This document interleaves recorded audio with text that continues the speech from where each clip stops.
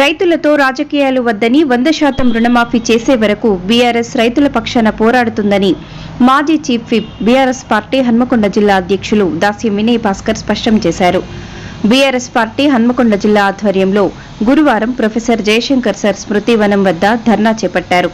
అంతకుముందు సీఎం రేవంత్ రెడ్డి అడ్డగోలు వ్యాఖ్యలకు నిరసనగా జిల్లా పార్టీ కార్యాలయంలోని తెలంగాణ తల్లి విగ్రహానికి పాలాభిషేకం చేశారు. కార్యక్రమంలో డిప్యూటీ మేయర్ రిజ్వాన్ మసూద్, కార్పొరేటర్లు బొంగు అశోక్ యాదవ్, చెన్నెం మధు, నర్సింగ్, రంజిత్ రావు, రాధికారెడ్డి, దివ్యశ్రీ రాజు నాయక్, పశ్చిమ నియోజకవర్గం కోఆర్డినేటర్ పులి రజనీకాంత్, జనార్దన్ గౌడ్, డివిజన్ అధ్యక్షులు, మహిళలు, రైతులు, విద్యార్థులు పాల్గొన్నారు.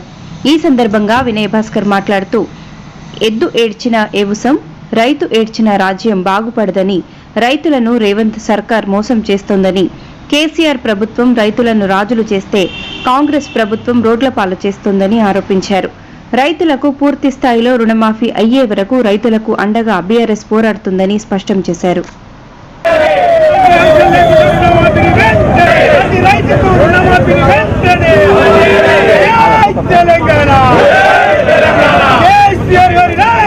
సార్వత్రిక ఎన్నికల్లో అధికారంలోకి రావాలని చెప్పి కాంగ్రెస్ పార్టీ తెలంగాణ ప్రజలను అమలు కాని అనేక హామీలు ప్రకటిస్తూ అధికారంలోకి వచ్చిన తర్వాత ఏ ఒక్క వర్గాన్ని కూడా పట్టించుకోకపోవడం చాలా బాధాకరం. ప్రజలందరూ కూడా ఆందోళన చెందుతున్నారు.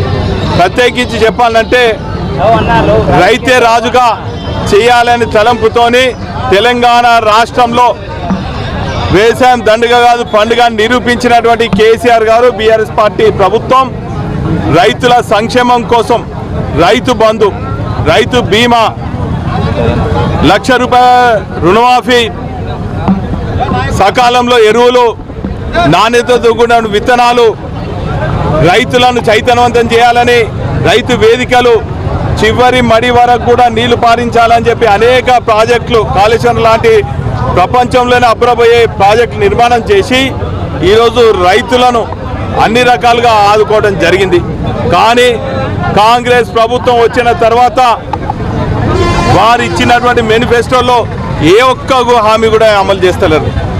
420 హామీలలో 6 గ్యారెంటీలలో ఏ ఒక్కడు కూడా అమలు చేయకుండా కేవలం ఒకే ఒకటి మహిళలకు ఫ్రీ బస్, అది కూడా తక్కువ బస్సులు నడిపిస్తున్న కారణంగా మహిళలందరూ కూడా ఇబ్బంది పడుతున్నారు. ఈరోజు రైతులకు భరోసా ఇవ్వాలి, కాంగ్రెస్ పార్టీ ఇచ్చినటువంటి హామీలను నెరవేర్చాలనే ఉద్దేశంతో తెలంగాణ రాష్ట్ర వ్యాప్తంగా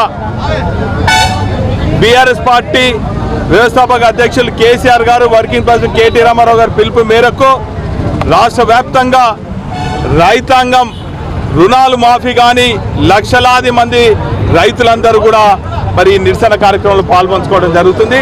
వారికి భరోసా కల్పించాలని, వారికి అండగా ఉండాలని చెప్పి గులాబీ సైనికులం అందరం కూడా వారికి అండగా ఉండటం జరుగుతుంది. ఈరోజు వింత వింత ప్రకటనలు, డిసెంబర్లో 49 కోట్లతోని మరి రుణాలు మాఫీ చేస్తా అన్నారు.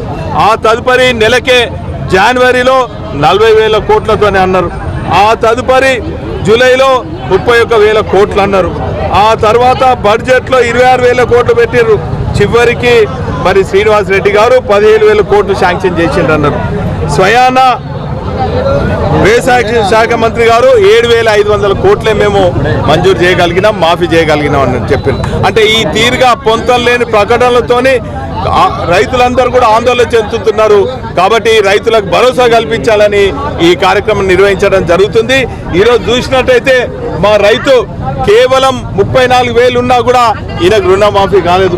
మా వెంకన్న గారు ఈరోజు 2,14,000 రూపాయలు ఉన్నాయి, 114 రూపాయలు, 2,114 రూపాయలు ఈయనకు మాఫీ కాలేదు. మా పెద్దనాయనకు 87,000 ఉంటే ఈయనకు మాఫీ కాలేదు.